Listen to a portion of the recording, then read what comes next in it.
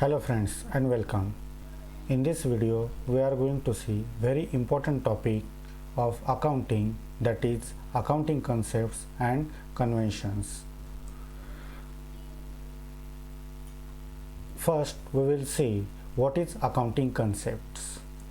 The term concept denotes the basic assumption or propositions or predictions or conditions upon which accounting is based. Accounting concepts are the innovative ideas for providing a strong support to systematic and scientific accounting. That is our accounting concepts. Next, we will see what is accounting conventions. The term convention denotes customs or traditions. Conventions are established usage or rules statement of practice. Examples of conventions in accounting are debit on left hand side and credit on right hand side of an account. Whenever we prepare a ledger account, we know debit we write always at left hand side and credit on right hand side. That is the convention. We never switch the debit and credit at right hand and left hand side. Same like liability on left hand side and assets on right hand side of balance sheet. The same in profit and loss account, expenditure on left hand side and income on right hand side. So these are the conventions are used in accounting. Now we will see different concepts and conventions in accounting. The first is money measurement, second business entity, third dual aspects, next periodicity, next realization, next matching concept, next accrual or cash, next consistency, next conservation, next materiality, next going concern, and last historical cost. These are important 12 concepts and conventions used in accounting. Now we will see one by one. First is money measurement concept. All transactions of the business are recorded in terms of money only. It provides a common unit of measurement. As per this concept, only those transactions which can be expressed in the terms of money can be recorded. Transactions and events which cannot be expressed in terms of money, even if they affect the business, are not recorded in the books of accounts. Example of money measurement concept is market conditions, technological changes, and the efficiency of management would not be disclosed in the accounts. Next is business entity concept. The business and its owners are two separate existence entities. Any private and personal incomes and expenses of the owners should not be treated as the incomes and expenses of the business. According to this concept, business and its owners are separate entities. The owner is treated as the creditor of the company to the extent of capital contributed by him. All transactions of the business are recorded in the books of business from the point of view of business. This concept keeps the personal affairs of the owner away from the business affairs. Income or profit is the property of the business unless distributed among the owners. Let's see the examples of this concept. Insurance premiums for the owner's house should be excluded from the expense of the business. The owner's property should not be included in the premises account of the business. Any payments for the owner's personal expenses by the business will be treated as drawings and reduce the owner's capital contribution in the business. Next concept is dual aspect concept. The dual aspect concept of the accounting relates to the idea of double entry bookkeeping. Every transaction affects the business in at least two aspects. These two aspects are equal and opposite in nature. The concept is derived from the accounting equation which states that assets is equal to liabilities plus equity. According to this concept, every transaction has two aspects, a debit aspect and a credit aspect. Due to these two aspects, the total amount debited is always equal to the amount credited. That is, total assets are always equal to total liabilities. Let's see the example of this dual aspect concept. If a business is started by Mr. A with cash rupees 1 lakh, it will have the following effects on accounting equation. Let's observe this example or transaction, how it's recorded in dual aspect concept. The one transaction, it has two effects at asset side and as well as liability side. Further, in the same example, if one transaction is added, if Mr. A purchases goods as credit from Mr. B of rupees 10,000, then the latest position of equation will be as follows. Now, in this new transaction, you will get to know that the transaction is recorded in at both sides, that is asset side and liability side, means each transaction has dual aspect, that is debit aspect and credit aspect. So every new transaction will affect the accounting equation. It should be kept in mind that both sides of the equation will always remain equal. That is the dual aspect concept. Next accounting concept is periodicity. The periodicity concept states that businesses can divide up their activities into artificial time periods. Since outside financial statements users want timely financial information, the time period assumption allows us to prepare financial statements on a monthly, quarterly, and annually basis. To implement periodicity assumption more successfully, an organization needs to identify what is the period of the time frame that financial statements are required to prepare. According to this principle, the life of an enterprise is broken into smaller periods, generally 1 year, known as accounting period. The main objective of the concept is to know the performance of the enterprise at regular intervals. Accounting period is an interval of time at the end of which the income or revenue statement and balance sheet are prepared in order to show the results of the operations. Next concept is realization. The basic idea of realization concept is from the recognition revenue. In accounting, the revenue from sale of goods or provision of services is recognized at the time they are delivered or provided to the customers. At the time of delivery, revenue is said to be realized. According to this concept, revenue is recognized only when sale is made. This concept says that any change in the value of an asset is to be recorded only when business realizes it.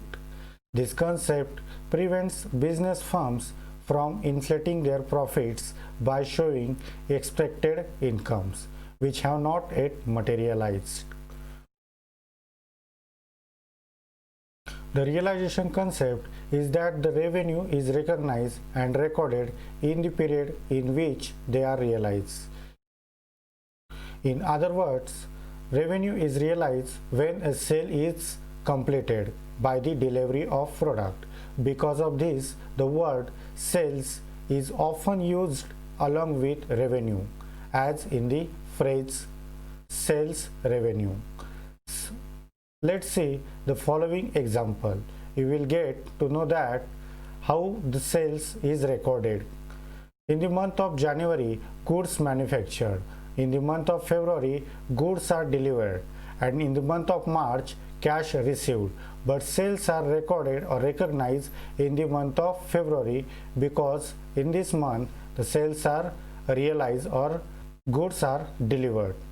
So revenue recognized in the month of February. Next concept is matching concept. Matching concept requires that revenues and any related expenses be recognized together in the same reporting period. This is one of the most essential concepts in accrual basis accounting, since it mandates that the entire effect of a transaction be recorded within the same reporting period. It is based on the accounting period concept. As per this concept, expenses of a period should be matched with the revenues of that period. It says the cost incurred to earn the revenue should be recognized as expenses in the period when revenue is recognized. Matching principle requires that all revenues earned during an accounting year, whether received or not, and all costs incurred, whether paid or not, have to be taken into account while preparing profit and loss account. In the same manner, all amounts received or paid during the current year but pertaining to the previous year or the next year should be excluded from current year's revenue and cost. The term matching means appropriate association of related revenues and expenses. Here are several examples of the matching concept. First is commission. A salesman earns a 5% commission on sales shipped and recorded in January. The commission of ₹5,000 is paid in February. You should record the commission expenses in January because the sale is realized or shipped in the month of January. Next example is depreciation. A company requires production equipment for ₹1 lakh that has a projected useful life of 10 years. It should be charged the cost of the equipment to depreciation expense at the rate of ₹10,000 per year for 10 years. The next concept is accrual concept.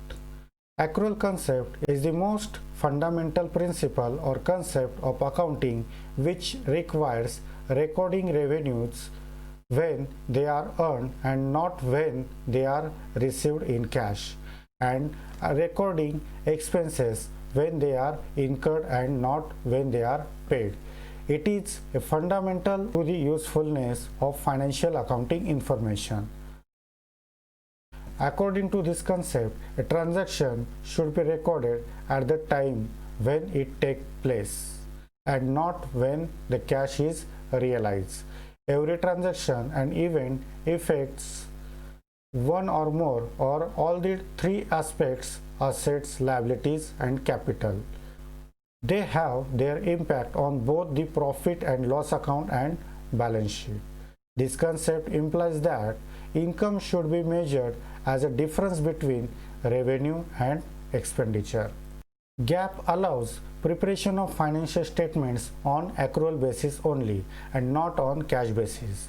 This is because under accrual concept, revenues and expenses are recorded in the period to which they relate and not when they are received or paid.